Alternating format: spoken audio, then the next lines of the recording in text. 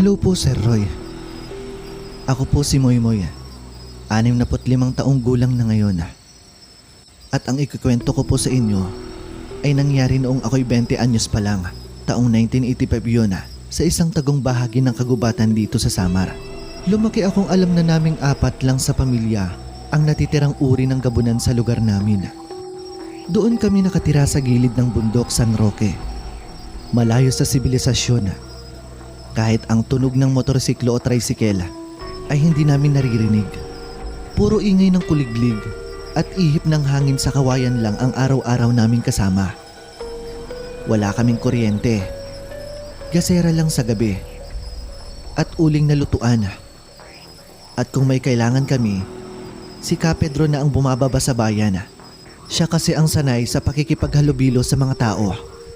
Kasi bago kami tuluyang tumira sa bundok, siya ang unang nagtrabaho sa palengke.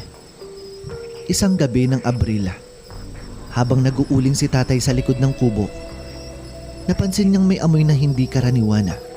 Mabaho, parang panis na dugo. "Pedro!" tawag niya. "Ho, kuya!" sagot ni Ka Pedro habang naglalagay ng panggatong sa kalan. "May naaamoy ka ba? Parang galing sa hilagang bahagi ng gubat." Napatigil si Pedro, sumimangot, napakunot ng noo.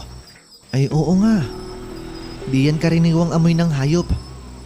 Baka may ibang nilalang na gumagala rito." Pinag-usapan nila ng palihim habang si nanay ay abala sa paglalaba. At ako naman ay nag-aalaga ng baboy sa kulungan. Bago pa man kami makatulog, pinaalala ni tatay ang isa sa mga patakaran naming gabunan. Huwag makikialam sa labas ng teritoryo natin kung wala tayong tiyak na alam. Ang gabunan hindi sumasawsaw sa gulo ng ibang uri. Pero hindi doon natapos ang lahat. Kinabukasan, habang kumakain kami ng nilagang gabi at tinapa, dumating si Ka Pedro galing bayan. Halata sa mukha niya ang pag-aalala. "May bali-balita sa paanan ng bundok, kuya. May sanggol na nawawala kagabi. Wala ni aninong nakita o bakas na nilalang." Natahimik kami, hindi dahil sa balita mismo, kundi sa kutob. Matagal nang hindi nababalitang may ginagambalang tao sa lugar namin. At kung may aswang mang umatake sa ibaba ng bundok, ibig sabihin, hindi iyon mula sa pamilya namin. "Sigurado bang hindi ikaw yon, Pedro?" biro ni tatay habang sinasandok ng ulam si Ka Pedro. "Loko ka, kuya. Kung ako yon, hindi ako magpapakita ng ganyang kadali," sabay ngisi ni Ka Pedro. Pero halata sa tono ng boses niya ang kaba. Ilang araw ang lumipas. Araw-araw may bagong balita sa baba. May mga manok na nauubo sa loob ng kulungan. May inahing kalabaw na nawalan ng laman loob. At ang pinakamasaklap, 3 buntis na babae ang napaulat na nabungungot daw. 3 buntis na babae ang napaulat na binangungot daw. Pero alam naming hindi simpleng bangungot yon. Isang gabi, habang tahimik kaming kumakain ng hapunan, biglang may dumaan na anino sa bubungan. Tunog ng sanga na nataganan, sabay sunod-sunod na yapak. Tumayo agad si tatay. "Pedro, sumama ka. Dalhin mo yung pangil na bato." Tumango lang si Ka Pedro, sabay dampot ng maliit na kahon na may lamang kulay itim na pangil ng usa. Isang uri ng anting-anting laban sa masasamang aswang. Ako po, tay." tanong ko. "Wag na muna, Noy, at dito ka na lang muna sa inay mo at wala siyang kasama. Baka hindi rin ito basta hayop lang." Lumipas ang 2 oras bago sila bumalik. Parehong pawisan. May gasgas sa mukha ni Ka Pedro. At may bitbit silang buntot ng aswang. Mabuhok, maitim at kulay abo. "Buhay pa siya?" tanong ni nanay. "Oo, pasigaw-sigaw pa kanina. Pero nabali ang pakpak niya. Hindi iyon tulad natin. Yung mata niya pula tapos may dalang buho. Gusto raw niyang linisin ang bundok na to mula sa mga mababait daw na aswang." Napakunot noo ako. "Tayo yun ah." Tumango si tatay. "Oo, tayo ang tinutukoy niya. Sa mata nila, Kahinaan ang awa at ayaw nila ang tahimik na pamumuhay. Gusto nila ng takot, gusto nila ng dugo. Ilang araw kami hindi makatulog ng maayos. Bawat kaluskos, bawat huni ng kwago, pinagbibintangan naming pabalik-balik ng mga kasama nilang nilalang yun. At bumalik nga. Gabi ng Miyerkules, panahon ng kabilugan ng buwan. Habang binabantayan ko ang kulungan ng mga baboy, biglang bumungad si Tatay Duguan. "Noy, umalis kayo ng nanay mo. Dali! Sumugod sila 5. Kasama yung naunang umatake." Nasan si Ka Pedro? Hawak nila. Hindi ko siya nailigtas. Lumundag ang puso ko. Hindi ako makagalaw pero hinila ako ni nanay. May dalang lumang damit at abani kong may palaspas. "Sumunod ka na lang. Huwag ka nang matigas ang ulo, Noy." Nagkubli kami sa ilalim ng tagong kuweba sa may batis. Tahimik, walang ingay, pati huni ng kuliglig parang takot sa gabing iyon. Bandang hating gabi, may narinig kaming alulong, sunod-sunod. Halos parang nag-uusap ang mga nilalang sa gabi. Pagkagising ng umaga, bumalik kami sa kubo. Wala na ang kubo. Sunog, uling, wasak ang kulungan ng baboy. Nakita naming nakasabit sa punong santol ang pangil ni Ka Pedro. Basag, may bahid ng dugo. Lumuhod si Tatay. Hindi umiyak, hindi nagsalita, pero nararamdaman kong iba ang gagawin niya. "Babalikan ko sila, Noy. Hindi ito matatapos dito." Pagkatapos ng gabing yon, halos hindi ako makatulog.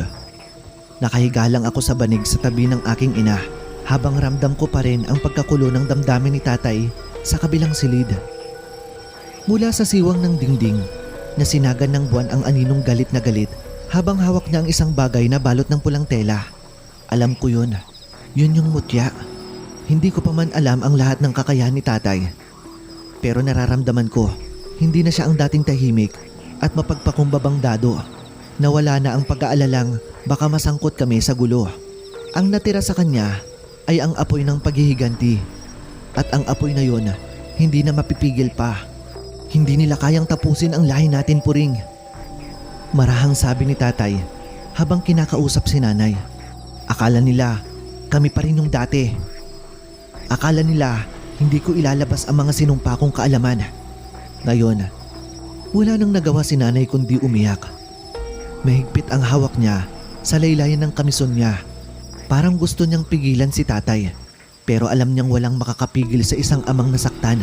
Hindi lang bilang kapatid ni Ka Pedro, kundi bilang haligi ng isang pamilyang tinangka nilang wasakin. Nag-umpisa siyang maghanda. Kinuha niya ang isang kahoy na baul sa ilalim ng papag. Isang lumang kahon na ni minsan ay hindi pa nabubuksan sa tagal ko nang nabubuhay. Nang buksan niya iyon, tumambad ang mga kakaibang bagay. Itim na tela na may burdang alibata, mga lumang anting-anting na may tila buhay na ningning, at isang maliit na bote ng berde ang likido na bumubula kahit hindi ginagalaw. Sa isang sulok ng bahay, binuksan din ni Tatay ang isang kahoy. Doon niya kinuha ang isang itak na balot ng itim na banig. Kakaibang hugis nito, parang may piraso ng bato sa hawakan. At ang talim ay parang asul kapag nasisinagan ng liwanag. Motya ng panaw ito, bulong ni Tatay. Panangga at patalim sa mga digawa ng tao. Hindi ko maiwasang mapalunok. Ilang ulit kong tinanong sa sarili ko kung hanggang saan ang kaya ni Tatay at kung totoo ngang kaya niyang harapin ang buong kuta ng mga aswang na sila-sila ring pumatay sa marami noon sa aming baryo bago pa man kami tahimik na nanirahan sa gilid ng bundok. Bago siya umalis, nilapitan ako ni Tatay. Lumuhod siya sa harap ko. Hawak niya ang mutya. Isang maliit na bilog na parang perlas na may bahid ng dugo sa gitna. "Moy-moy anak." "Aniya, hindi mo pa panahon. Pero darating yung araw. Kapag hindi na ako nakabalik, itago mo ito. Huwag mong ibibigay kahit kanino. Kahit sa mga kamag-anak, kahit sa mga itinuring mong kaibigan. Huwag na wag." Tumango lang ako. Hindi ko maintindihan ang bigat sa dibdib ko. Parang gusto ko siyang sabayan, pero alam kong hindi pa ako handa. At alam rin niya yun. Isang yakap at isang dasal lang ang naibigay ko kay tatay. Bago siya lumabas, madilim pa nang bumiyahe si tatay. Alam namin kung saan siya pumunta. Sa kuta ng mga aswang na dating pinagbabawal na lapitan. Doon mismo sa likod ng tuyong bangin. Sa likod ng sapang madalas naming iwasan kapag tumatawid ng kakahuyan. Samantala, ang hindi alam ni tatay ay buhay pa si Ka Pedro. Nakagapo siya sa loob ng isang lumang kamalig sa gitna ng kuta, sugatan, at ang mga mata niya parang gustong lumaban kahit na halos wala na siyang lakas. Isang babaeng aswang ang nagbabantay sa kanya. Balat kalabaw, maitim ang kuko at ang mga matay kulay putik. May pagkabalusang ngiti nito habang binabantayan si Ka Pedro. "Huwag kang mag-alala, Pedro," sabi ng babae. "Darating din si dado mo. Ganyan ang mga aswang na kagaya nyo. Damang-dama ang mga amoy ng dugo ng pamilya. Dadalhin ka niya papalayo at pagkatapos, sabay-sabay namin kayong tatapusin." Tinignan lang siya ni Ka Pedro. Mahina man siya, may sigaw sa mga mata niya. Galit, tapang, at pagtitiwala na hindi matatalo si tatay. Nang marating ni tatay ang paligid ng kuta, agad niyang naramdaman ang kilabot sa paligid. Parang hindi hangin ang gumagalaw, kundi anino. Parang bawat dahon na kumakaliskis, may matang nagmamasid. Pero hindi siya nagpatinag. Isa-isa niyang binigkas ang mga usal, mga lumang dasal na naglalaman ng kapangyarihan ng diwata na nagbigay sa kanya ng mutya. Sa bawat hakbang, parang bumibigat ang lupa. Pero lumiliwanag ang paligid ng katawan niya. Umuusok ang balat niya at ang itak niya ay lumiliwanag. "Lumabas kayo! Hindi ako natatakot sa inyo!" sigaw ni tatay. At doon sila nagsilabasan. 1, 2, hanggang sa 10 mga aswang na may iba't ibang anyo. Merong may pakpak, may nabubulok na balat, may isa pang gumagapang na parang ahas. Pinalibutan nila si tatay. Ngunit hindi siya umatras. Pumesto siya sa gitna. Hawak ang mutya sa kaliwa at ang itak sa kanan. "Kung akala niyo'y matatakot niyo ko, nagkakamali kayo!" sigaw ni tatay. At nag-umpisa ang labanan. Isang sigaw mula sa mga aswang at sabay-sabay na umatake.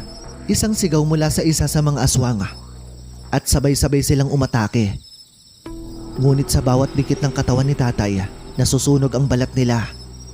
At sa bawat iwas niya, may isang napuputol na braso. Sa bawat bigwas ng itak, may sumisigaw ng kilabot. Ngunit kahit gaano siya katapang, ramdam ni tatay ang mahigpit na plano. Hindi lang ito simpleng ambush. May layunin ang mga ito. "Hinahanap mo si Pedro, di ba?" sabi ng isang aswang habang paurong na umatake. "Nandito siya, pero hindi mo siya makukuha. At bago ka makarating sa kanya, ubos na ang lakas mo." At doon niya naunawaan ng lahat.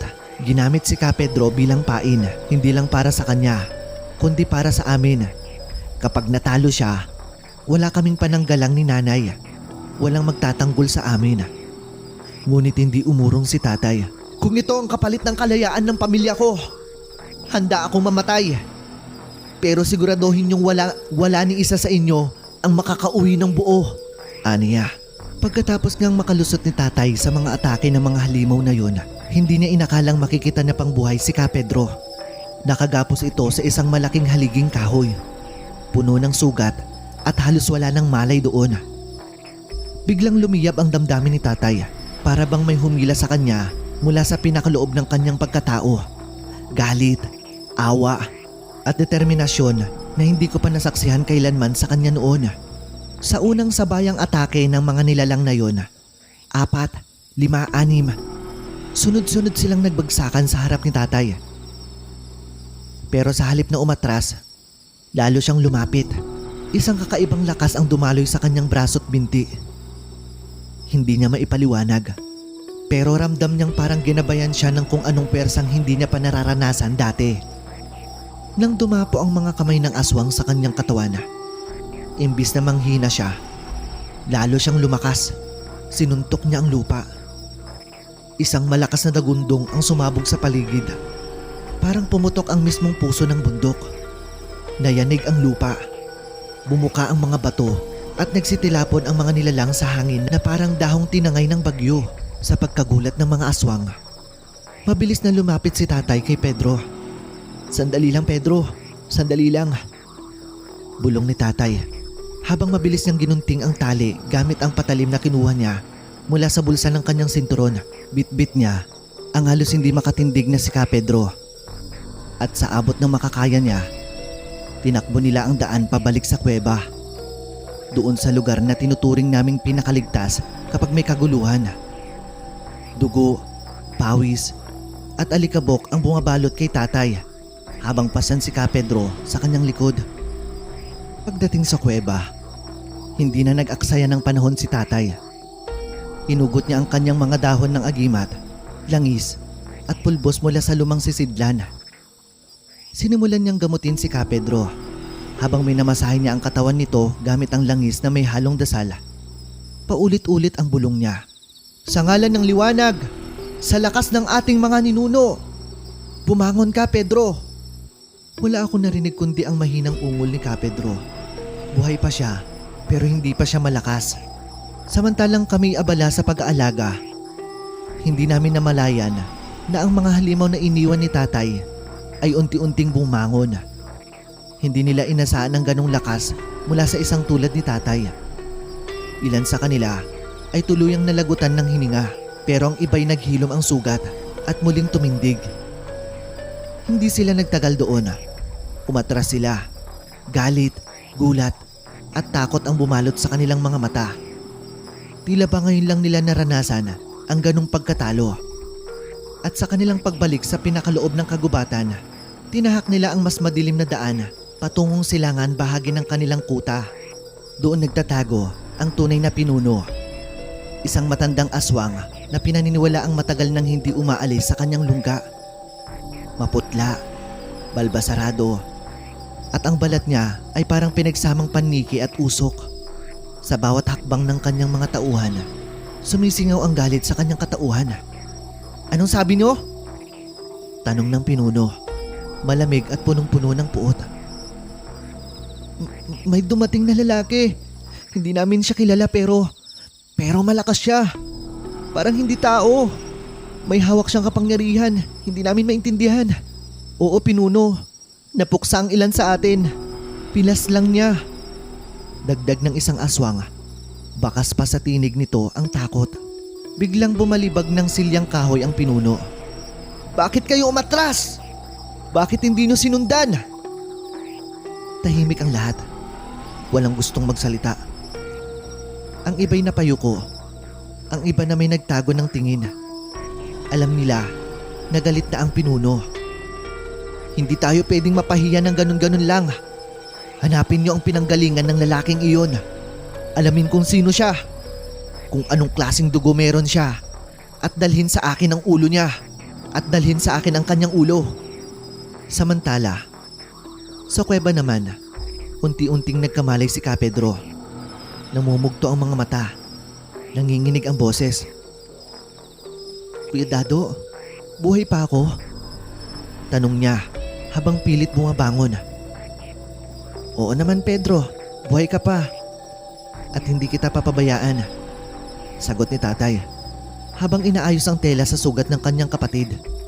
"Hindi ko akalain na makakabalik pa ako dito. Akala ko katapusan ko na." "Hindi pa, ano ka ba? Huwag kang magsalita ng ganyan. Hanggat kaya ko, walang mawawala sa pamilya natin," sagot ni tatay habang mahigpit ang hawak sa balikat ni Pedro. Kami ni inay ay tahimik lang noon. Si inay abala sa pagpapainit ng tubig. Ako na may pinipilit alalahanin ang mga nakita ko. Kung paanong ang simpleng ama namin ay biglang naging parang tagapagligtas. Pero sa kabila ng katahimikan ng kuweba, alam namin hindi pa tapos ang lahat. May gumagalaw pa sa dilim at sa mga bulong ng hangin mula sa gubat. Tila may paparating na mas malakas, mas mapanganib at mas masama pa ang balak. Matapos ang ilang araw ng paghahanda, ramdam naming lahat ang bigat na nalalapit na pagsubok. Hindi na kami tulad ng dati. Hindi na ako yung batang sakitin na laging tinatabihan ni nanay tuwing gabi. Tinuruan ako ni tatay kung paano lumaban. Hindi para magdigma, kundi para ipagtanggol ang sarili, ang pamilya at ang paniniwalaan naming katahimikan. Dumating ang gabi at paglusob.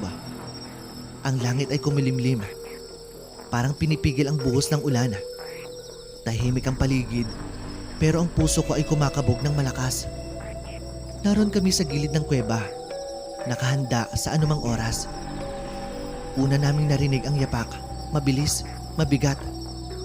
At saka ang mga pagaspas ng pakpak, malalim na umuungol.